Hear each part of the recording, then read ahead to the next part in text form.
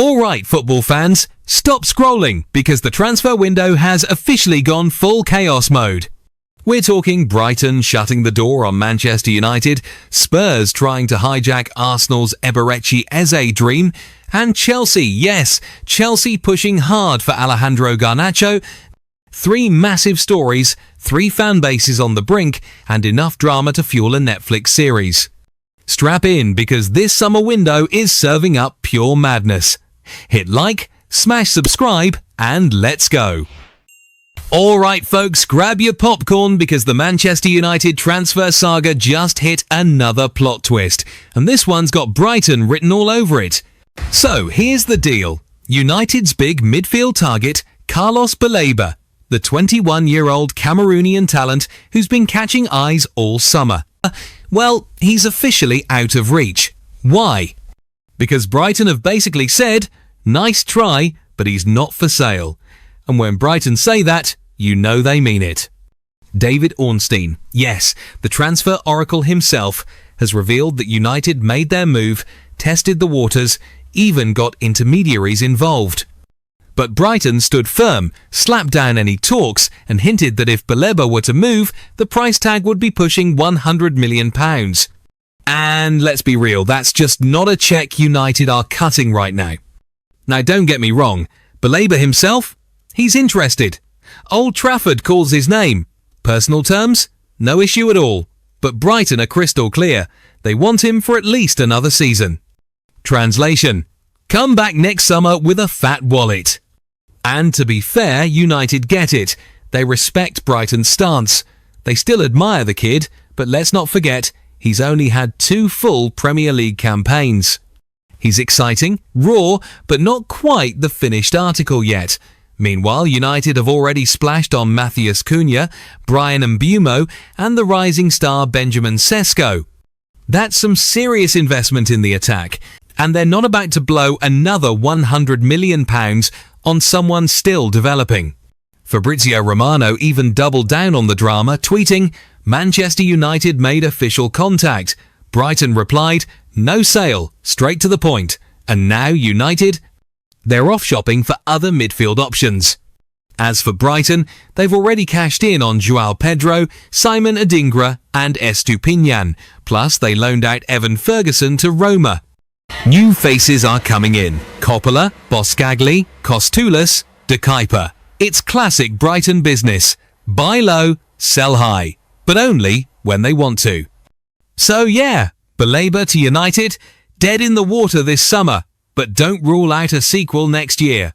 For now, the Seagulls are keeping their diamond, and United are back in the market, probably with a big red Plan B folder.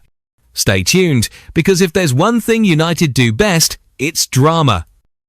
Okay people, the Eberechi Eze saga is heating up, and let me tell you, Arsenal fans might need to take a deep breath for this one, because guess what? Tottenham are officially ahead of the Gunners in the race for Palace's star man. Yeah, I know. Chaos. So, rewind a second. For weeks, Arsenal and Eze have been linked tighter than Harry Kane and the word departure. Everyone thought the Emirates was his next destination. But here's the twist, despite the rumours, Arsenal haven't actually put an official bid on the table. And now Spurs are swooping in like that annoying neighbour who takes your Amazon package. Ben Jacobs dropped the bomb. Arsenal are still interested, but they're hesitating. Why? Well, apparently they want to give youngster Ethan Nwaneri some number 10 minutes this season. And while that's a heartwarming story, it also means they're stalling on signing Eze. Plus, Arsenal are busy juggling outgoings names like Reece Nelson and Leandro Trossard could be on the chopping block. Meanwhile, Spurs smell blood. Pete O'Rourke says Tottenham have reignited their pursuit of Eze, and with James Maddison out injured, they desperately need another creative spark. The £68 million release clause is hefty, but Spurs are pushing hard, and right now, they're out in front. Palace? Oh, they're not thrilled.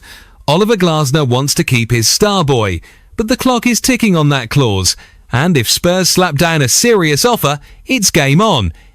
Now here's where it gets spicy. Arsenal do have the money. They don't even need to sell to afford Eze. But the reason they're dragging their feet They're waiting on Real Madrid's Rodrygo. Yep. Arsenal are basically telling Eze, "You're the backup plan, mate. If Rodrygo says no, then we'll call you." Ouch. And to make it even messier, Palace are scratching their heads, wondering why Arsenal haven't bid yet, even though they've made contact. Spurs are ready to pounce. Arsenal are playing poker with Madrid. And Eze? He's just waiting to see who actually means business. So here's the bottom line. Tottenham are ahead.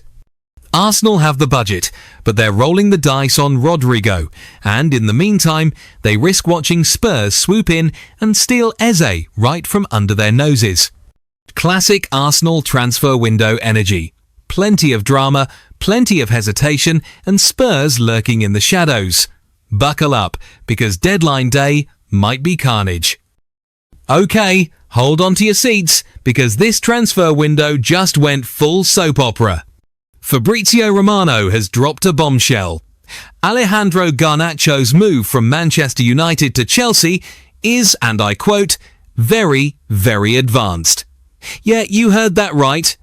Now, let's rewind. United have already splashed the cash this summer. Sesko, Cunha, Mbumo. Big names, big money. But here's the problem. The bank account isn't bottomless, and United need to raise funds. Enter the potential departures list. Garnacho, Sancho, Antony, and Tyrell Malaysia. 4 names on the chopping block. And Garnacho? He's the headline act. Chelsea and United have been talking in the background, quietly moving the pieces. According to Romano, the Blues already have an agreement with Garnacho himself. Personal terms sorted, green light from the player's side. All that's left, the two clubs finalising the permanent transfer. Chelsea, of course, are trying to get a discount because Chelsea always think they can haggle. But United, they're prepared to sell. Yes, sell. One of their brightest young stars, potentially switching to a rival. United fans, take a deep breath. Meanwhile, the rest of the United transfer circus keeps spinning. Jadon Sancho, Roma have slapped down a loan bid with an obligation to buy around €23 million total package. Sancho likes the idea of Italy, talks are ongoing, but he's still working out personal terms. Turkish clubs came knocking, Besiktas included, but Sancho basically ghosted them. His focus is Europe, and right now Roma are in pole position. Then there's Antony. Real Betis are interested, but it's complicated financially. Other clubs could yet swoop in if Betis can't afford him. And all of this ties back to Carlos Baleba. United still want the Brighton midfielder. Personal terms, no issue. But Brighton are Brighton tough negotiators. No rush to sell, and they'll make it painful for anyone trying to prize away their talent. So picture it. Garnacho to Chelsea, very advanced. Sancho edging towards Roma. Antony on the market. Malaysia available. United clearinghouse to reload.